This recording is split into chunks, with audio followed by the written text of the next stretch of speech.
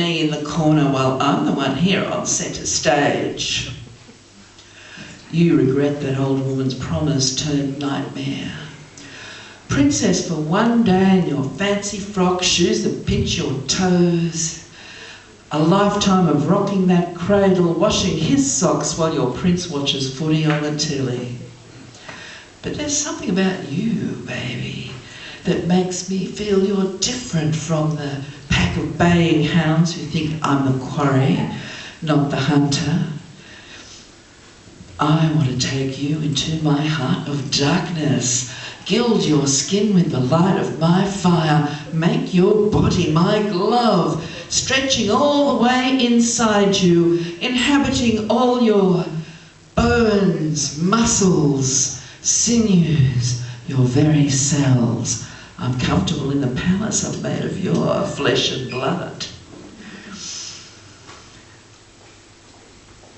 We exhale, panting in each other's mouths. We see through each other's eyes, the eyes of some new, strange, mysterious, hybrid creature that did not exist until we saw it in the light of the moon. This is no fairy tale, baby. This is real life, and I'm going to show you it's better than any fantasy. Of course, what happens is that eventually the girl becomes the woman becomes a mother, and the mother starts worrying about her children. And in that worry, she discovers the butterfly effect. I wrote this poem when I was trying to write a poem against the government, and it turned into being a poem about being an activist instead. We need to keep you safe. We need to keep you secure, wrapped up in your cotton wool, so safe, so soft, so warm. Never mind that you can't breathe or move or speak. All you need to do is hear our soothing lullaby. Hush, little baby, don't you cry. Daddy's gonna kill you a butterfly. Pull off its wings, pin it to your shroud. You'll get by with your head in the cloud. Watching game shows, eating pizza, planning your next trip to Ibiza. Enough!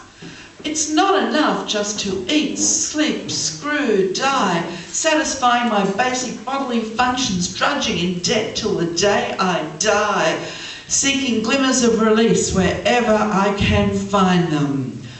Whatever turns me on, that relentless push to get that fix, score that goal. Sex, drugs, our bodies slapping together, flesh slopping and slick. Then, for a moment, we are who we are meant to be, united with ourselves and the universe. For a moment, we are who we are meant to be, stardust, made flesh. Then, you slide off me and the day runs back, the bills, the boss, the cleaning, the kids. Who has time for anything else? In the clicking of the train tracks, I hear that soothing voice again. Shh, my little baby, go to sleep. Sleep in my arms, the arms of your leader. You are lucky and happy as long as you don't ask me any pesky questions like, who am I? What am I doing here? Why must we live this way? The price of my safety depends on taking away the safety of others. Their cries are bombed into dust. Their screams are festering wounds. Their silence is the resignation of those who have nothing left to hope for, nothing to live for. The price of my safety is too high. In between the endless busy work of daily survival, in between cleaning the floor and washing the dishes, I stand up, I write, I march, I protest. I'm a butterfly, emerging from my cocoon of silence into the light of freedom. I won't let them pin me down. I reach out to you, and you, and you. If a single butterfly, beating its wings in China, creates a hurricane in Peru, just think of what a swarm of human butterflies will do. Well, I'll tell you what this human butterfly just did. I've written a letter to George Brandis, Minister for the Arts and Attorney General, because I appreciate so much what he is doing for us right now.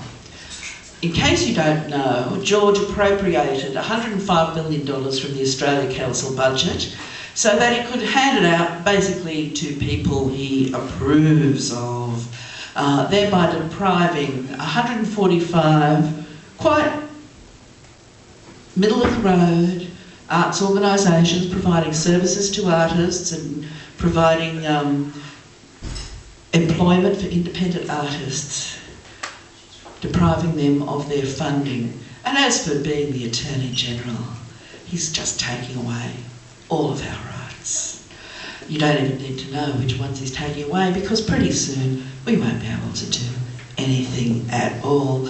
And you know, I just thought, he's taking care of us so well, I should write him this letter.